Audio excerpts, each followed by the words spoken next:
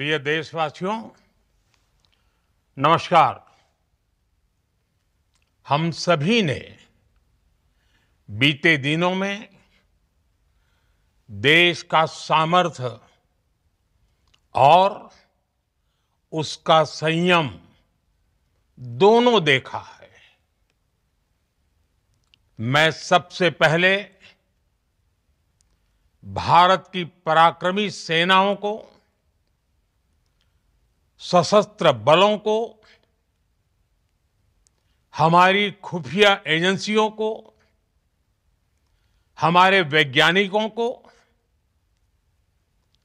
हर भारतवासी की तरफ से सैल्यूट करता हूं। हमारे वीर सैनिकों ने ऑपरेशन सिंदूर के लक्ष्यों की प्राप्ति के लिए असीम शौर्य का प्रदर्शन किया। मैं उनकी वीरता को, उनके साहस को, उनके पराक्रम को आज समर्पित करता हूं हमारे देश की हर माता को, देश की हर बहन को और देश की हर बेटी को ये पराक्रम समर्पित करता हूं। साथियों, 22 अप्रैल को पहलगाम में आतंकवादियों ने जो बर्बरता दिखाई थी, उसने देश और दुनिया को झकझोर दिया था। छुट्टियां मना रहे निर्दोष मासूम नागरिकों को धर्म पूछकर उनके परिवार के सामने, उनके बच्चों के सामने बेरहमी से मार डालना, यह आतंक का बहुत विभत्स चेहरा था, क्रूरता थी। ये देश के सद्भाव को तोड़ने की घिनौनी कोशिश भी थी। मेरे लिए व्यक्तिगत रूप से ये पीड़ा बहुत बड़ी थी। इस आतंकी हमले के बाद सारा राष्ट्र, हर नागरिक, हर समाज, हर वर्ग, हर राजनीतिक दल एक स्वर में आतंक के खिलाफ कड़ी कार्रवाई के लिए उठ खड़ा हुआ। हमने आतंकवादियों को मिट्टी में मिलाने के लिए भारत की सेनाओं को पूरी छूट दे दी और आज हर आतंकी, आतंक का हर संगठन जान चुका है कि हमारी बहनों बेटियों के माथे से सिंदूर हटाने का अंजाम क्या होता है। साथियों, ऑपरेशन सिंदूर ये सिर्फ नाम नहीं है, ये देश के कोटि कोटि लोगों की भावनाओं का प्रतिबिंब है। ऑपरेशन सिंदूर न्याय की अखंड प्रतिज्ञा है।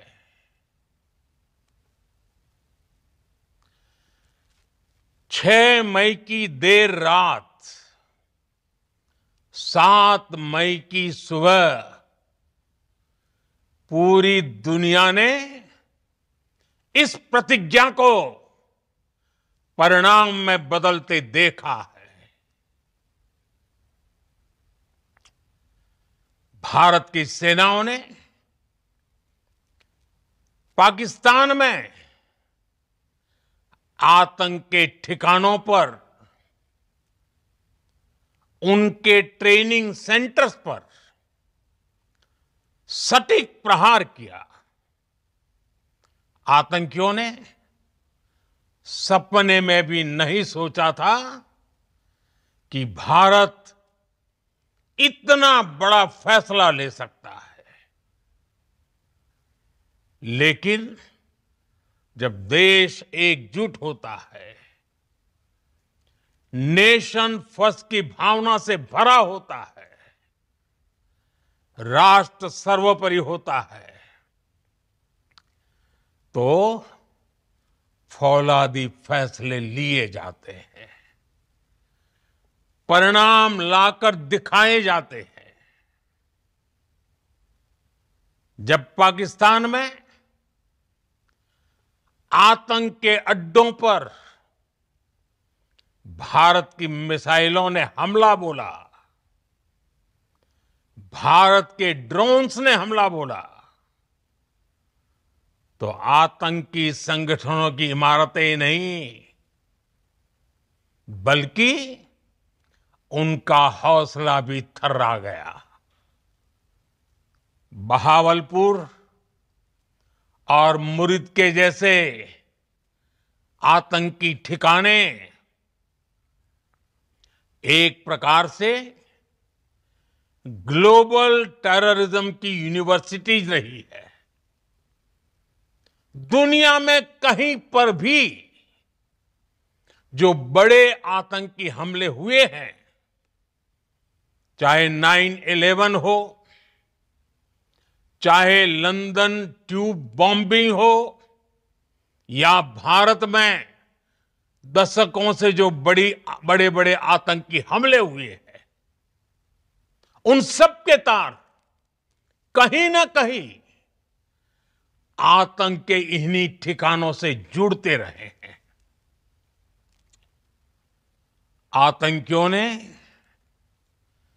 हमारी बहनों का सिंदूर उजाड़ा था, इसलिए भारत ने आतंक के ये हेडक्वार्टर्स उजाड़ दिए। भारत के इन हमलों में 100 से अधिक खूंखार आतंकवादियों को मौत के घाट उतारा गया है। आतंक के बहुत सारे आका बीते 2.5-3 दशकों से खुलेआम पाकिस्तान में घूम रहे थे, जो भारत के खिलाफ साजिशें करते थे। उन्हें भारत ने एक झटके में खत्म कर दिया। साथियों, भारत की इस कार्रवाई से पाकिस्तान घोर निराशा में गिर गया था, हताशा में गिर गया था, बौखला गया था। और इसी बौखलाहट में उसने एक और दुस्साहस किया। आतंक पर भारत की कार्रवाई का साथ देने के बजाय पाकिस्तान ने भारत पर ही हमला करना शुरू कर दिया। पाकिस्तान ने हमारे स्कूलों, कॉलेजों को, गुरुद्वारों को, मंदिरों को, सामान्य नागरिकों के घरों को निशाना बनाया। पाकिस्तान ने हमारे सैन्य ठिकानों को निशाना बनाया। लेकिन इसमें भी पाकिस्तान खुद बेनकाब हो गया। दुनिया ने देखा कि कैसे पाकिस्तान के ड्रोन्स, पाकिस्तान की मिसाइलें भारत के सामने तिनके की तरह बिखर गई। भारत के सशक्त एयर डिफेंस सिस्टम ने उन्हें आसमान में ही नष्ट कर दिया। पाकिस्तान की तैयारी सीमा पर वार की थी, लेकिन भारत ने पाकिस्तान के सीने पर वार कर दिया। भारत के ड्रोन्स, भारत की मिसाइलों ने सटीकता के साथ हमला किया। पाकिस्तानी वायुसेना के उन एयरबेस को नुकसान पहुंचाया, जिस पर पाकिस्तान को बहुत घमंड था। भारत ने पहले 3 दिनों में ही पाकिस्तान को इतना तबाह कर दिया जिसका उसे अंदाजा भी नहीं था। इसलिए भारत की आक्रामक कार्रवाई के बाद पाकिस्तान बचने के रास्ते खोजने लगा। पाकिस्तान दुनिया भर में तनाव कम करने के लिए गुहार लगा रहा था और बुरी तरह पीटने के बाद इसी मजबूरी में 10 मई की दोपहर को पाकिस्तानी सेना ने हमारे डीजीएमओ को संपर्क किया। तब तक हम आतंकवाद के इंफ्रास्ट्रक्चर को बड़े पैमाने पर तबाह कर चुके थे। आतंकियों को मौत के घाट उतार दिया गया था। पाकिस्तान के सीने में बसाए गए आतंक के अड्डों को हमने खंडहर बना दिया था। इसलिए जब पाकिस्तान की तरफ से गुहार लगाई गई, पाकिस्तान की तरफ से जब ये कहा गया कि उसकी ओर से आगे कोई आतंकी गतिविधि और सैन्य दुस्साहस नहीं दिखाया जाएगा, तो भारत ने भी उस पर विचार किया। और मैं फिर दोहरा रहा हूं, हमने पाकिस्तान के आतंकी और सैन्य ठिकानों पर अपनी जवाबी कार्रवाई को अभी सिर्फ स्थगित किया है। आने वाले दिनों में हम पाकिस्तान के हर कदम को इस कसौटी पर मापेंगे कि वो क्या रवैया अपनाता है। साथियों, भारत की तीनों सेनाएं, हमारी एयरफोर्स, हमारी आर्मी और हमारी नेवी, हमारी border security force BSF, Bharat के अर्धसैनिक बल लगातार अलर्ट पर है। सर्जिकल स्ट्राइक और एयर स्ट्राइक के बाद अब ऑपरेशन सिंदूर आतंक के खिलाफ भारत की नीति है। ऑपरेशन सिंदूर ने आतंक के खिलाफ लड़ाई में एक नई लकीर खींच दी है। एक नया पैमाना, न्यू नॉर्मल तय कर दिया है। पहला, भारत पर आतंकी हमला हुआ तो मुंह तोड़ जवाब दिया जाएगा। हम अपने तरीके से, अपनी शर्तों पर जवाब देकर रहेंगे। हर उस जगह जाकर कठोर कार्रवाई करेंगे जहां से आतंक की जड़ें निकलती हैं। दूसरा, कोई भी न्यूक्लियर ब्लैकमेल भारत नहीं सहेगा। न्यूक्लियर ब्लैकमेल की आड़ में पनप रहे आतंकी ठिकानों पर भारत सटीक और निर्णायक प्रहार करेगा। तीसरा, हम आतंक की सरपरस्त सरकार और आतंक के आकाओं को अलग अलग नहीं देखेंगे। ऑपरेशन सिंदूर के दौरान दुनिया ने पाकिस्तान का वो घिनौना सच फिर देखा है, जब मारे गए आतंकियों को विदाई देने पाकिस्तानी सेना के बड़े बड़े अफसर उमड़ पड़े। स्टेट स्पॉन्सर्ड टेररिज्म का ये बहुत बड़ा सबूत है। हम भारत और अपने नागरिकों को किसी भी खतरे से बचाने के लिए लगातार निर्णायक कदम उठाते रहेंगे।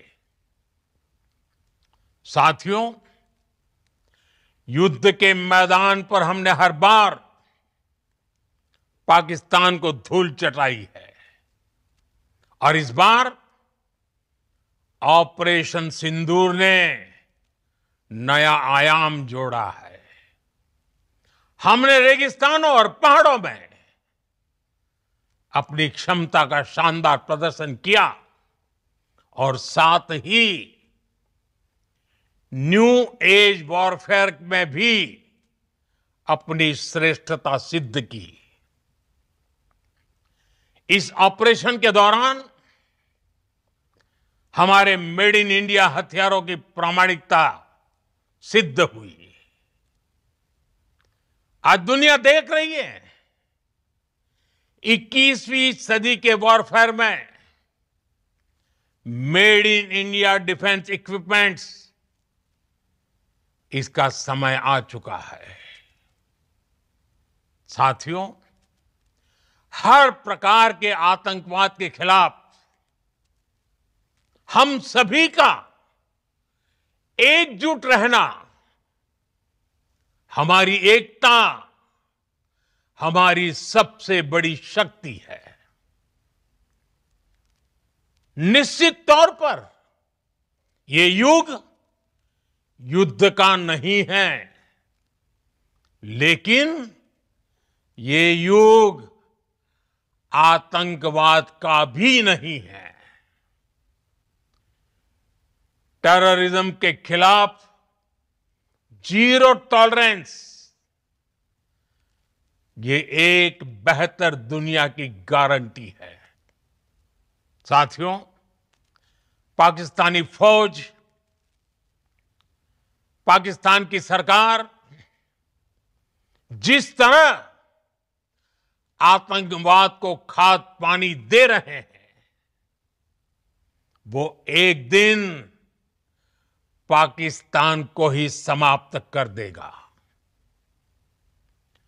पाकिस्तान को अगर बचना है तो उसे अपने टेरर इंफ्रास्ट्रक्चर का सफाया करना ही होगा।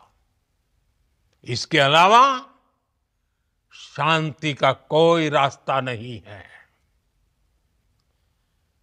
भारत का मत एकदम स्पष्ट है। टेरर और टॉक एक साथ नहीं हो सकते। टेरर और ट्रेड एक साथ नहीं चल सकते और पानी और खून भी एक साथ नहीं बह सकता। मैं आज विश्व समुदाय को भी कहूंगा, हमारी घोषित नीति रही है अगर पाकिस्तान से बात होगी तो टेररिज्म पर ही होगी। अगर पाकिस्तान से बात होगी तो पाक ऑक्युपाइड कश्मीर पीओके उस पर ही होगी। प्रिय देशवासियों, आज बुद्ध पूर्णिमा है। भगवान बुद्ध ने हमें शांति का रास्ता दिखाया है। शांति का मार्ग भी शक्ति से होकर जाता है। मानवता शांति और समृद्धि की तरफ बढ़े, हर भारतीय शांति से जी सके,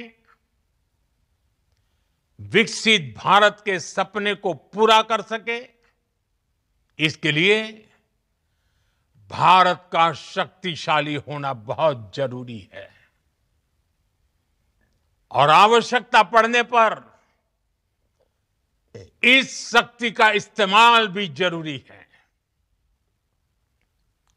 और पिछले कुछ दिनों में भारत ने यही किया है।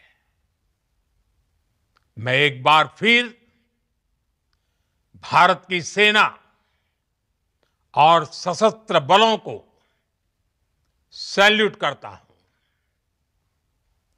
हम भारतवासी के हौसले, हर भारतवासी का एकजुटता का शपथ, संकल्प, मैं उसे नमन करता हूं। बहुत बहुत धन्यवाद। भारत माता